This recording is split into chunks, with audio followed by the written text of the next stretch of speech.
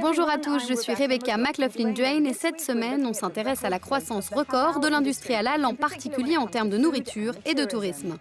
Nous verrons que les Émirats arabes unis veulent devenir un foyer mondial de certification halal. Cela aiderait les Émirats à atteindre leur but stratégique. Mais pour commencer, le tourisme halal a connu une croissance presque 2 fois plus rapide que celle de l'industrie au cours des dernières années. Des hôtels de charme ont été créés pour répondre aux besoins du marché des millennials. Salim et Saïd a voulu en savoir plus.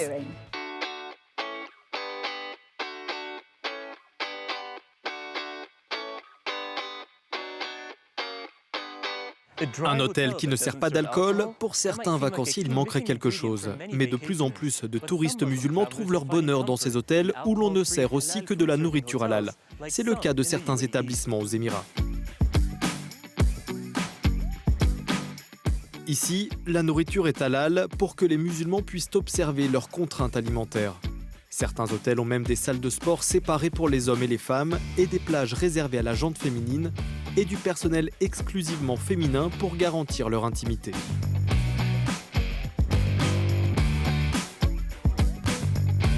Les établissements ont des salles de prière, des chambres conçues pour les familles, sans fêtes bruyantes, sans possibilité de faire des jeux d'argent, pour privilégier une expérience familiale. Le marché du voyage musulman est évalué à 169 milliards de dollars, sans compter le Hajj et d'autres pèlerinages religieux. Et il a représenté environ 12% des dépenses du marché mondial en 2016, ce qui en fait le deuxième marché du voyage au monde après la Chine. Et il n'est pas près de ralentir, il devrait représenter 14% des dépenses de voyage mondial d'ici à 2022.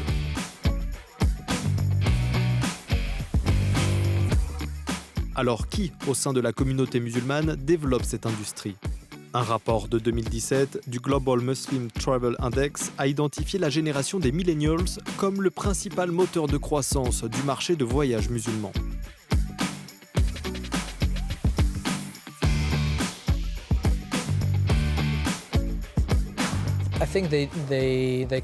Ils viennent parce que c'est confortable pour eux. Ils savent à quoi s'attendre, ils savent qu'ils ne doivent pas demander de renseignements pour chaque plat. Tout est halal.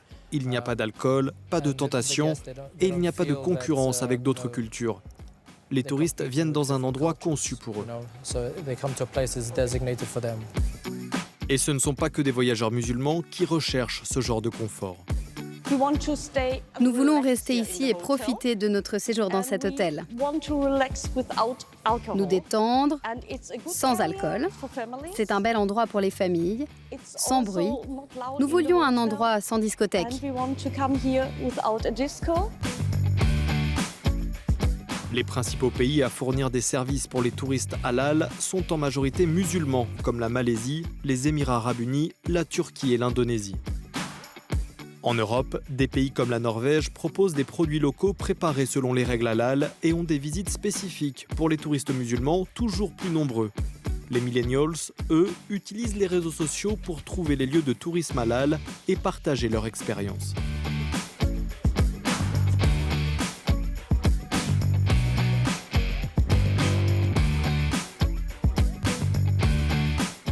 Soukaina Rabajali, photographe spécialisée dans la nourriture et les voyages, en fait partie.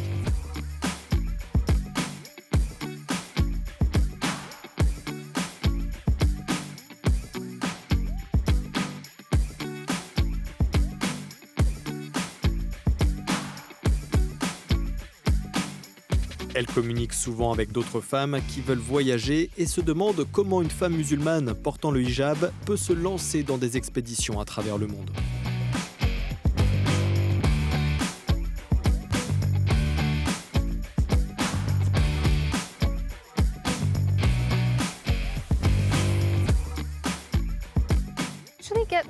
Je reçois davantage de commentaires de femmes voilées que de celles qui ne portent pas le voile parce qu'elles pensent qu'il y a des endroits où elles ne peuvent pas aller. Des choses qu'elles ne peuvent pas faire, du snorkeling, de la plongée. Elles se disent « je n'ai pas le droit de faire telle ou telle chose, à moins que tout le monde me regarde si je le fais ». Les limites et les barrières existent plus pour les femmes voilées qui pensent qu'elles ne peuvent pas sortir et faire ce qu'elles veulent, ce qui les inspire. Et que leur dites-vous ? dites-vous quand elles vous demandent cela? Je ne leur dis pas grand-chose. Je pense que les photos parlent d'elles-mêmes, que les vidéos et les coulisses montrent et amènent vraiment le spectateur là-bas. Montrent à quel point c'est naturel et comment c'est possible.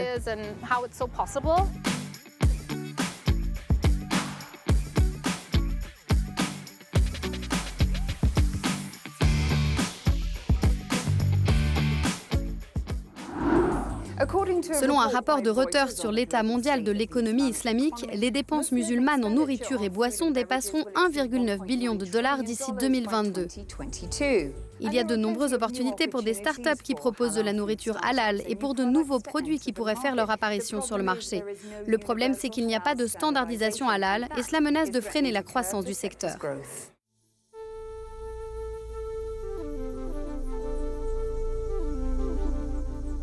La nourriture halal est le secteur le plus vaste et le plus diversifié de l'économie islamique.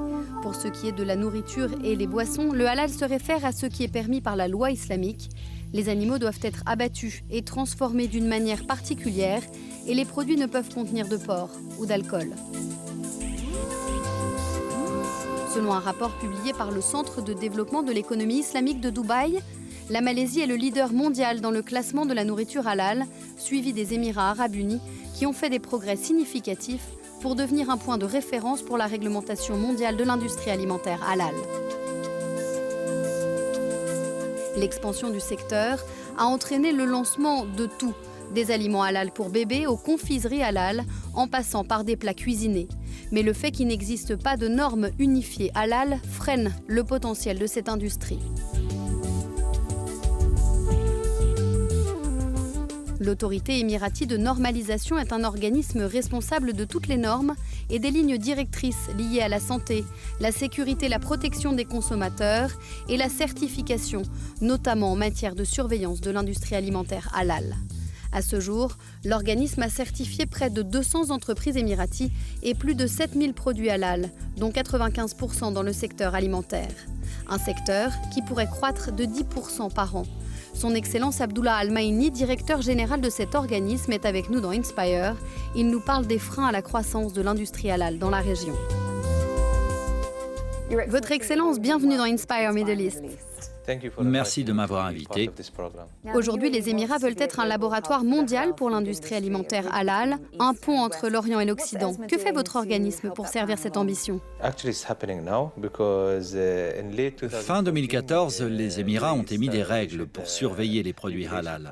Elles consistent à définir des conditions d'accréditation, des exigences de certification, définir les exigences imposées aux usines et aux abattoirs ou à tout autre lieu de production de produits halal ou de prestation de services halal.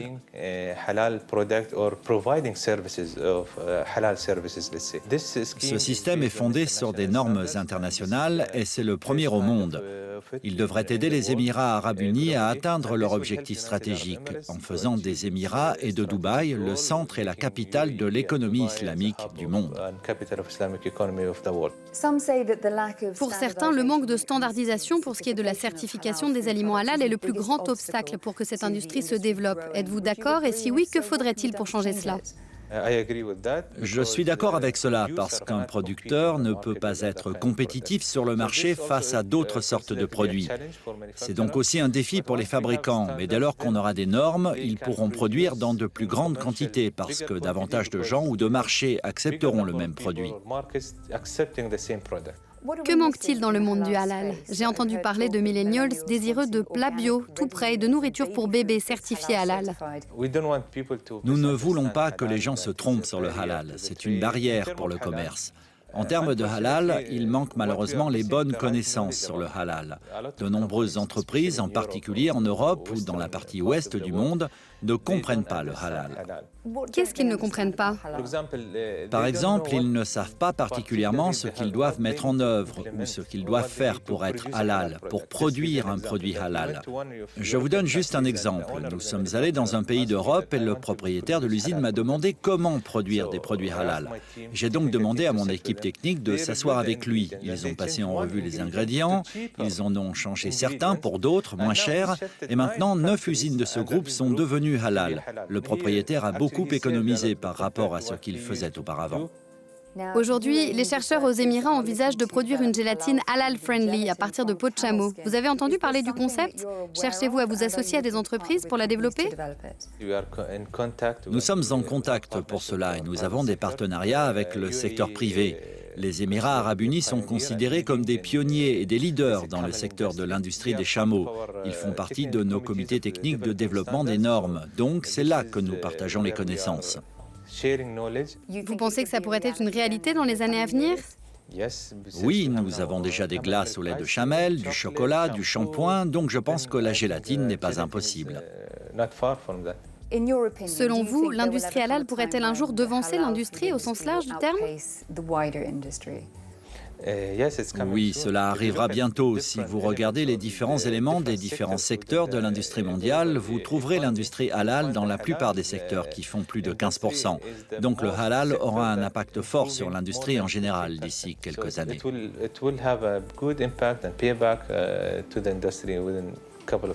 Votre Excellence, merci infiniment d'avoir été avec nous aujourd'hui.